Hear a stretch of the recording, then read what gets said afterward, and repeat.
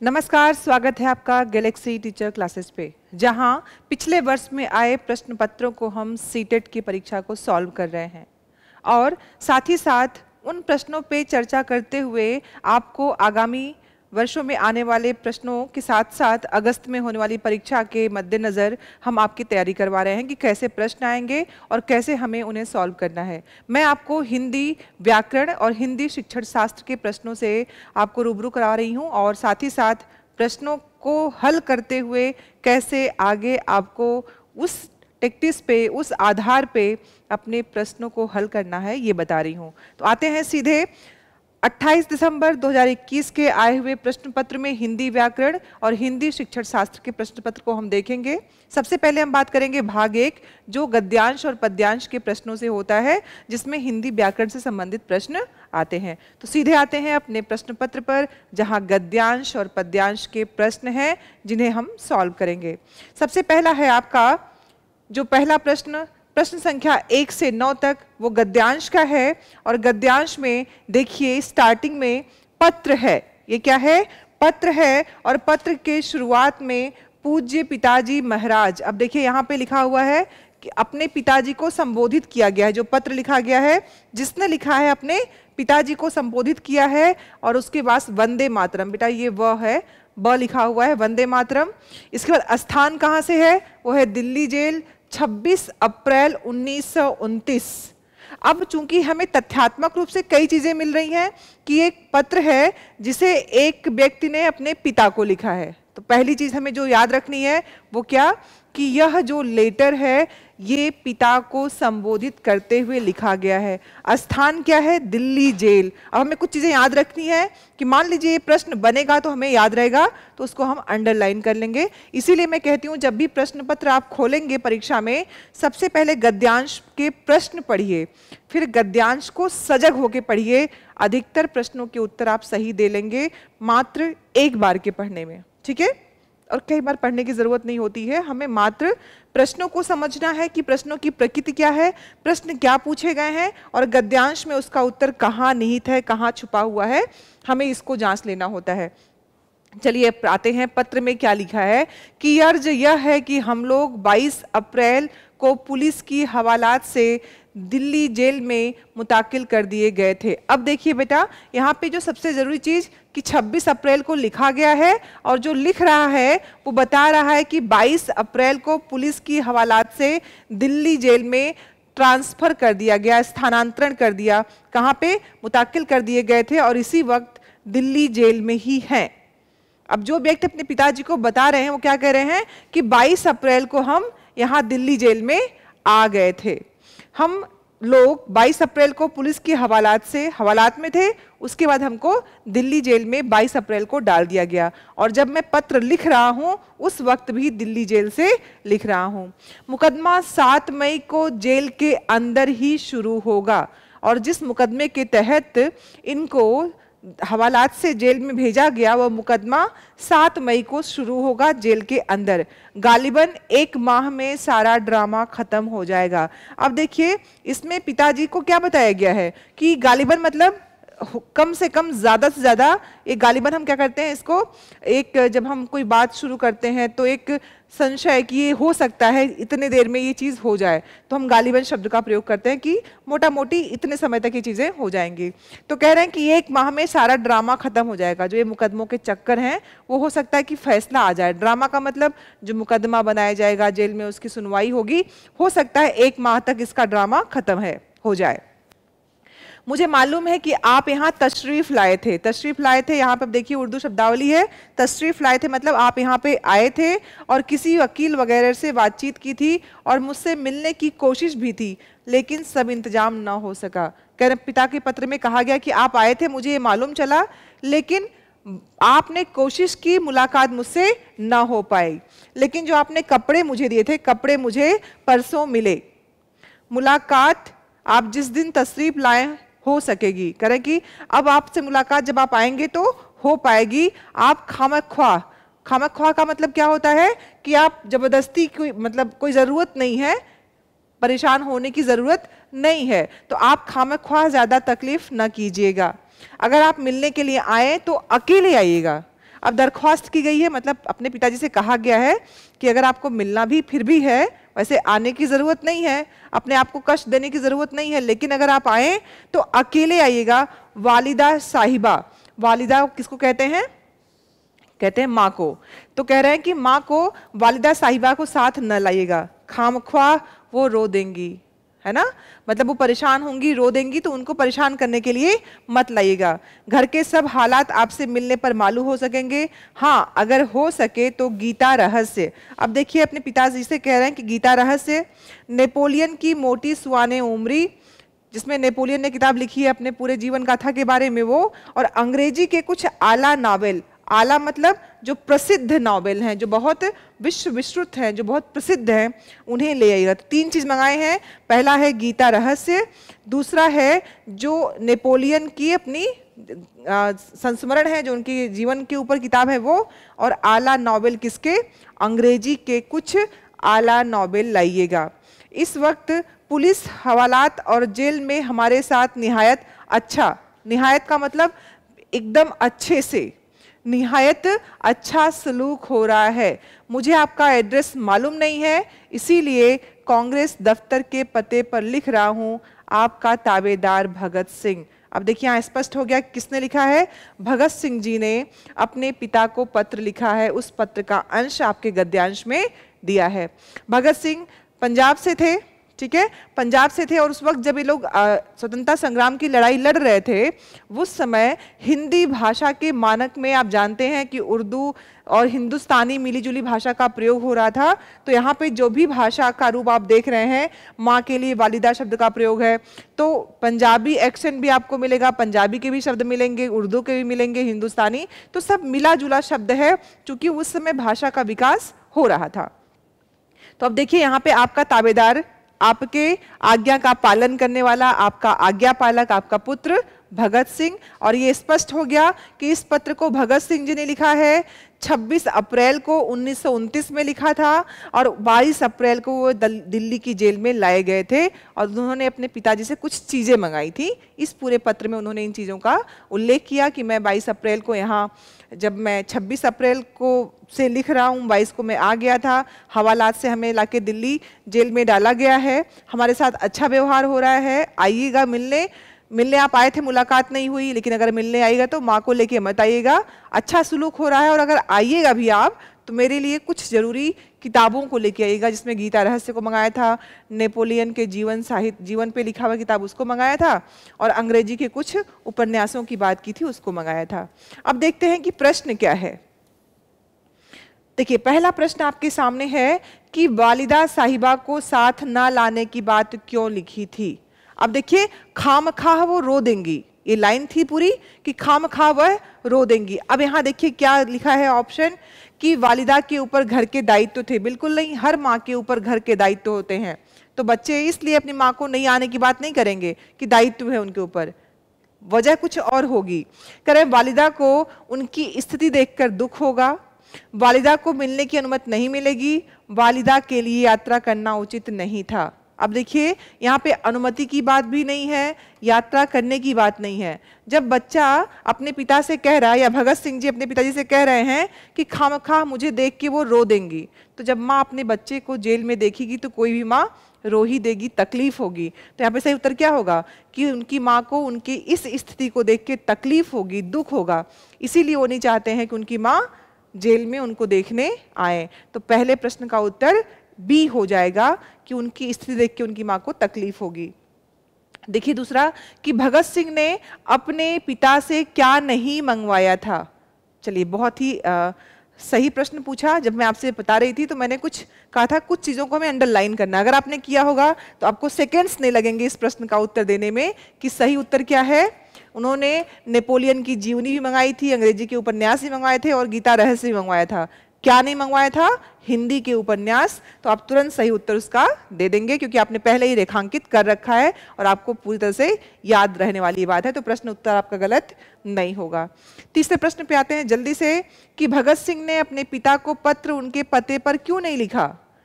तो उसमें स्पष्टता से लिखा हुआ था कि क्योंकि मेरे पास आपका पता नहीं था, इसीलिए हमने क्या किया, कांग्रेस के पते पर लिखा।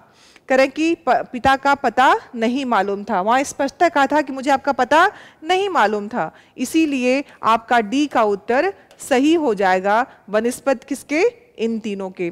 तो सही उत्तर डी है आपका कि चूंकि पिता पुत्र को किस समय पिता कहाँ पे हैं यह नहीं मालूम था, इसीलिए उन्होंने कांग्रेस के दफ्तर में उनको पत्र भेज दिया कि कोई ना कोई वो पत्र वहां तक पहुंचा देगा।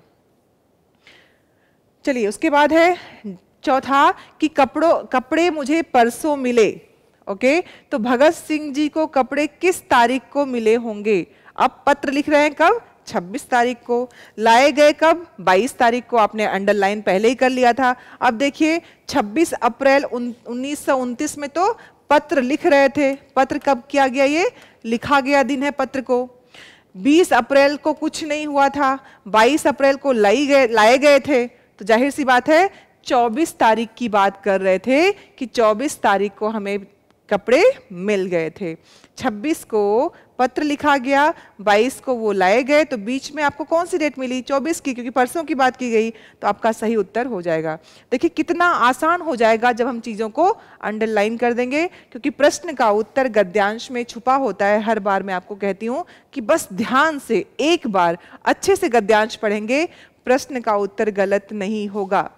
फिर देखिए कि पत्र लिखने के समय भगत सिंह कहाँ पर थे जब पत्र लिख रहे थे? स्पष्ट है कि वो कहाँ थे, न तो मित्र के घर पे थे, न पंजाब की जेल में थे, न कांग्रेस की कार्यालय में थे। वो कहाँ थे?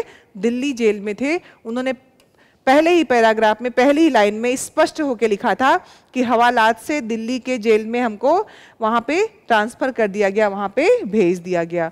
तो पांचवें प्रश्न का सही उत्तर जाएगा कि जब पत्र लिखा गया उस समय भगत सिंह जी दिल्ली की जेल में थे। इसके बाद लिखा है कि 1 माह में सारा ड्रामा खत्म हो जाएगा। जब मैं वहां पे आपको बता रही थी गद्यांश के साथ, तो मैंने कहा था ना कि ये लाइन क्या बता रही है कि सारा जो चीज है वो 1 माह तक, जितना भी वकालत का नियम है, सुनवाई है, सब खत्म हो जाएगा। अब देखते हैं क्या ऐसा कोई उत्तर है। तो दूसरी जेल में भेज दिया जाएगा, इसका मतलब ड्रामा खत्म होना नहीं होता है।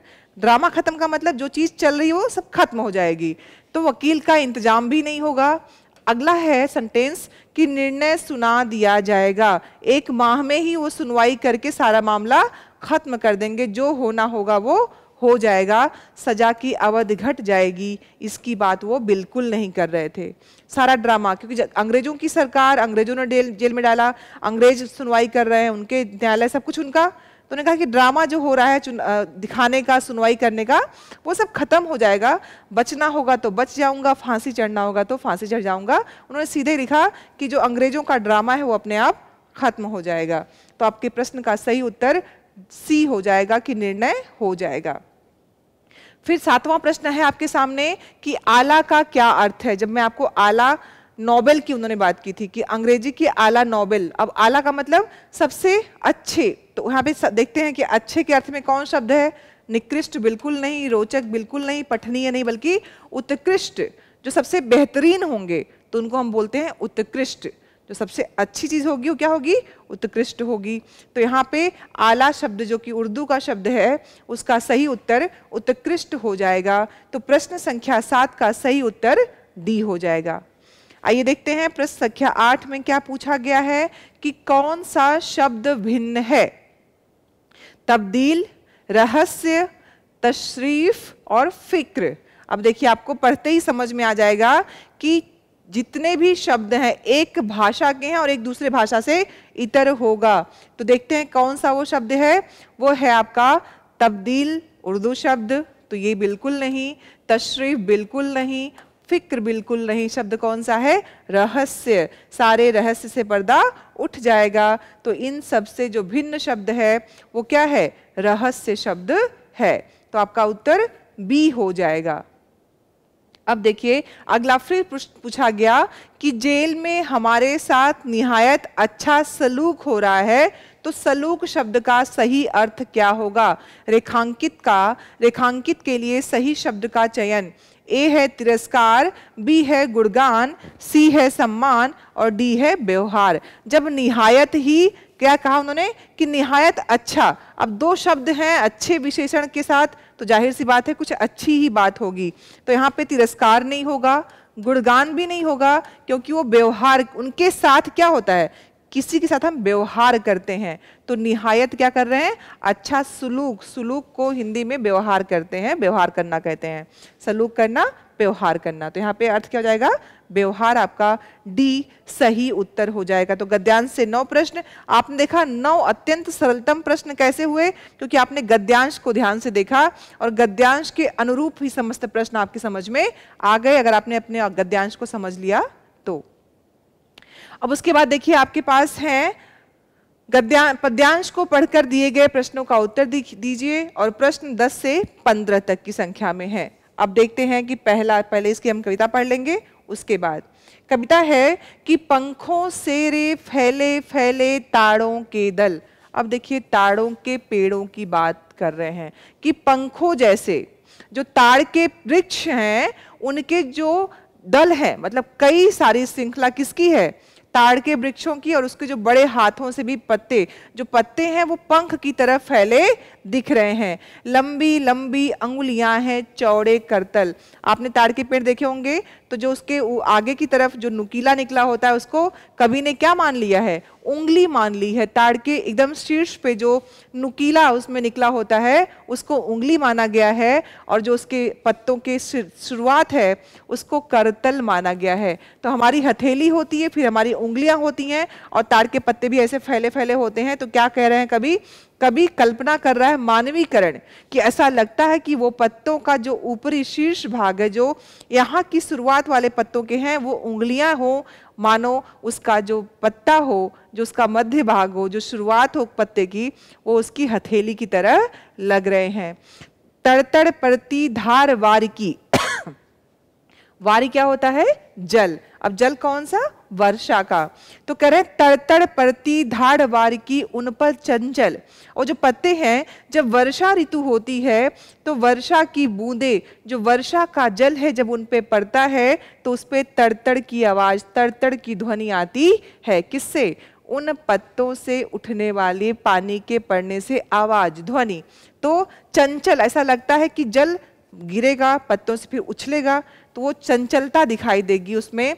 तो कह रहे हैं चंचल हो रखा जो जल का बूंद है, जब वो पत्तों पे पड़ता है तो उसमें से क्या होती है, तड़तड़ की आवाज आती है। टप टप झरती कर मुख से जल बूंदे झलमल। और जब उससे तिर के पानी गिरता है तो उसकी जो खूबसूरती होती है, ऐसा लगता है कि उसके टप टप झरती कर मुख से जल बूंदे झलमल। और जब वो उसके जब नीचे से पानी गिरता है तो ऐसा लगता है कि मुख से बूंदे टप टप सुंदर सी लहर में नीचे गिर रही हो। फिके नाच रहे पागल हो ताली दे दे चल दल, झूम झूम सिरनी में हिलाती सुख से विहवल। हर सिंगार झरते बेला कली पड़ती जाती, बढ़ती प्रतिपल हंसमुख हरियाली में खग कुल गाते मंगल। वर्षा की सुंदर ऋतु का वर्णन है। पावस ऋतु में जब वर्षा होती है तो प्रकृति पे उसका क्या रूपण होता है, किस तरह रूपक बनाया है कवि ने, रूपक अलंकार के द्वारा पूरे पद में, कि जब वर्षा होती है उस पावस ऋतु में तो कैसे उस हरियाली के साथ जो पक्षियों का पूरा कुल है, ऐसा लगता है उनकी चहचहाहट देख के कि वो मंगल गीत गा रहे हो। आप देखते हैं बारिश होने के बाद बारिश थमती है तो अचानक सारे पक्षी आके कलरव करने लगते हैं, आवाज करने लगते हैं। तो उसी को रूपक के द्वारा, मानवीकरण के द्वारा कवि ने एक चित्रित किया है कि ऐसा लगता है कि जब वो पानी की बूंदें गिर रहे हैं तो आपस में पत्ते ताली देके नाच रहे हों, और झूम झूम सिरनी में हिलाती सुख से बेबल। नीम का पेड़ देखा आपने, जब बारिश होती है तो खूब झूमते हैं उसके पत्ते। तो कह रहे हैं ऐसा लगता है कि वो खुशी के मारे बेहवल होके नाच रही है। और हर सिंगार झरते बेला कली बढ़ती पल पल। और जो हरसिंगार का वृक्ष है, जो बेला का पुष्प का वृक्ष है, वो सब के सब क्या हो रहे हैं, उनके वृक्षों से जड़ते हुए फूलों की सुगंध और उनके वृक्षों में बेहवलता देख के हर क्षण प्रकृति की खुशबू, प्रकृति का शोभा बढ़ती रहती है। और ऐसा लगता है कि मानो इस हंसती हुई हरियाली में समस्त जो खग हैं, जो पक्षी हैं, वो एक साथ मिलके खगकुल, समस्त पक्षियों का समूह एक साथ कलरव कर रहा हो, मंगल गीत गा रहा हो। तो देखिए यहाँ पे पावस ऋतु वर्षा ऋतु का वर्णन है और यहाँ पे कैसे उस हरियाली में पक्षियों का चहचहाना, पत्तों पे पानी का गिरना, उस प्रकृति वर्णन को कवि ने किया है। हम देखते हैं कि कैसे इसमें प्रश्न बने हैं। सबसे पहला प्रश्न, चलिए पहला ही प्रश्न आ गया कि बारिश की बूंदें किस पर पड़ रही हैं। तो ताड़ के वृक्षों की बात शुरुआत में की गई थी, तो हमने चूंकि अंडरलाइन किया था ताड़ों के वृक्षों पे, पत्ते पे, तो हम सीधे क्या करेंगे, वृक्षों पर भी पड़ तो रही है, धरा पर पड़ तो रही है, हाथों पे भी आप भिगोगे तो पड़ेगी। लेकिन इस पद्यांश में कवि ने जो मानवीकरण से रूपक बांधा है वो किस पे है कि ताड़ के पत्तों पे तरतर की आवाज के साथ पड़ते हुए वो बूंदें। तो यहाँ पे क्या हो जाएगा, ताड़ के पत्तों पे बारिश की बूंदें पड़ रही है। कवि ने वहां पे उस दृश्य को रचा है, उकेरा है। आते हैं अगले प्रश्न पे। अगला प्रश्न 11वां कि कवि ने किसका चित्रण किया है, बरसते बादल का, सावन का, पेड़ों का, हरियाली का। किसका है, हरियाली भी है, पेड़ भी है, सावन भी है, लेकिन चित्रण किसका है, वर्षा का। बरसते जो बरसते रूप है, तो क्या सावन की बात करेंगे, पेड़ या हरियाली। तो आखिर में आप देखोगे कि यहाँ पे बादलों का नाम ना आके जब कवि खत्म कर रहा है तो हंसमुख हरियाली में बात यहीं पे क्या हो जाती है, आके आपकी बात पूर्णतः स्पष्ट हो जाती है कि सारी बात इस हंसमुख हरियाली में जब सब कुछ हो रहा है तो ऐसा लगता है मंगल गान हो रहा है। तो आपको अपने उत्तर को ढूंढने की जरूरत नहीं पड़ेगी। बादल बरस रहे हैं सावन में पेड़ों पर, लेकिन बात किसकी है, हरियाली की बात की गई है। तो आपका सही उत्तर 11 का डी हो जाएगा। क्या हो जाएगा, 11 का डी विकल्प सही हो जाएगा। अब देखिए कह रहे हैं कि कविता में पक्षियों के आनंदित होकर गीत गाने के लिए किस पद का प्रयोग किया गया है।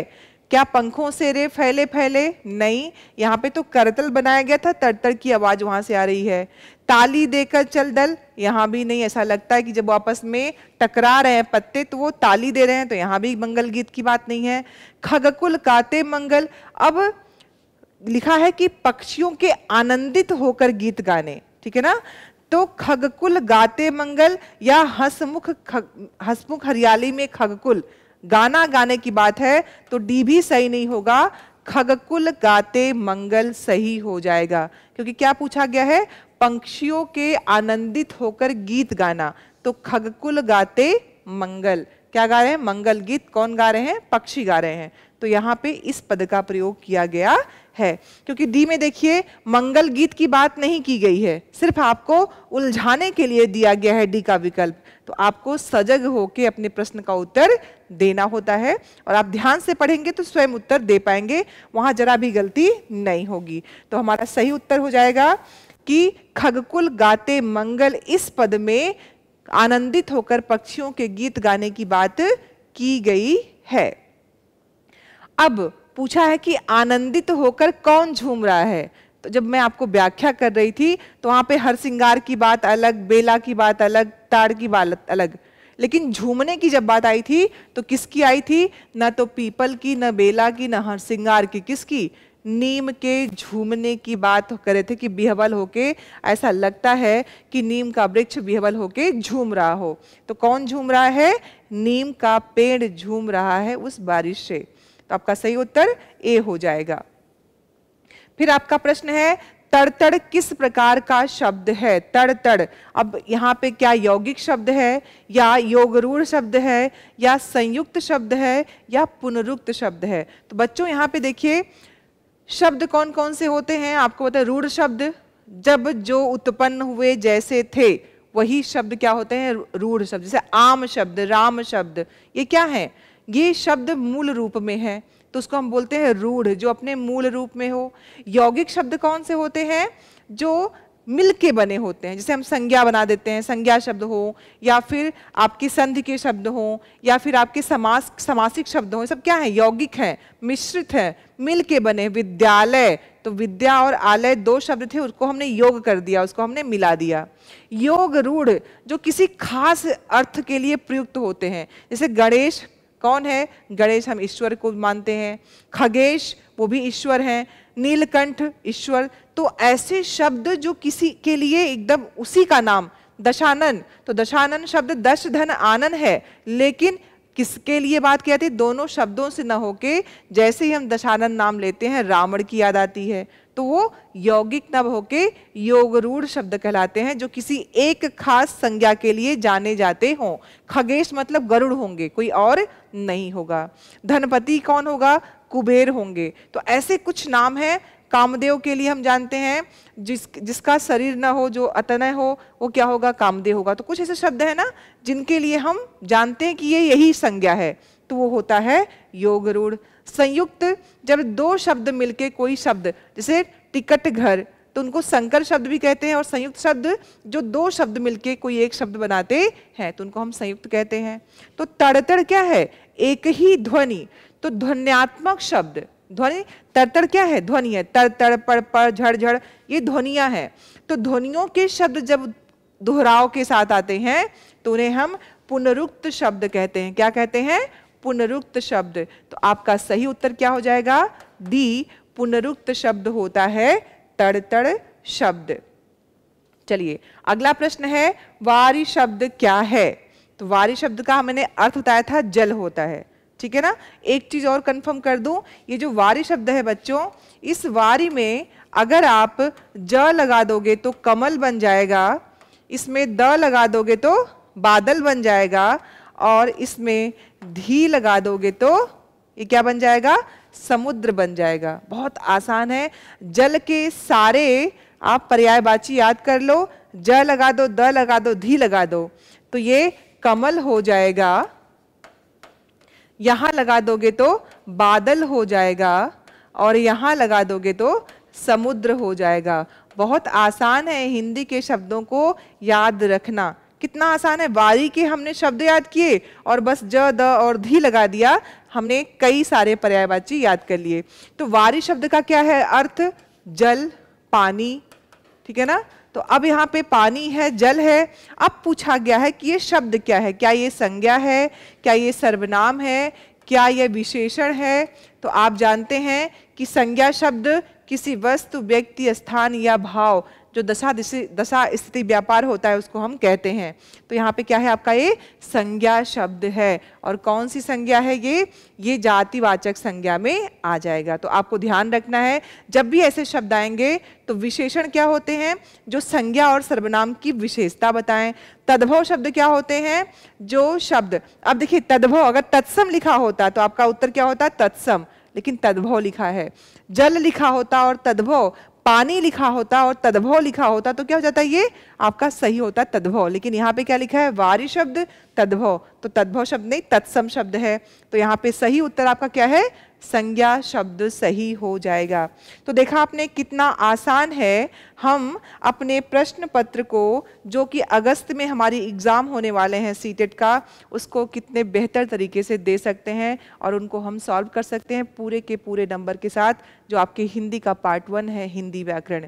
तो मिलते हैं इसी क्लास में जहाँ पे हम बात करेंगे हिंदी भाषा शिक्षण शास्त्र की, जिसमें उससे संबंधित प्रश्नों को हम हल करेंगे। तो देखते रहिए हमारे इस online platform Galaxy teacher classes, जहाँ पे हम बात करते हैं आपके शिक्षक बनने की। और हम इस समय आपके एग्ज़ाम, अगस्त में होने वाले एग्ज़ाम के परिप्रेक्ष्य में समस्त विगत वर्षों के प्रश्नों के सॉल्व रूप आपको बता रहे हैं, समझा रहे हैं, जिससे आप अपनी परीक्षा को बेहतर ढंग से दे पाएँ। तो पढ़ते रहिए, देखते रहिए हमारे क्लासेस को, और साथ ही साथ हमारे चैनल को सब्सक्राइब कर लीजिए, शेयर करिए, और इसको साथ ही साथ जितने भी सुझाव हों, आपको कुछ पूछना हो, कोई भी आपके कमेंट हो, उसको इनबॉक्स में जाके आप दे सकते हैं।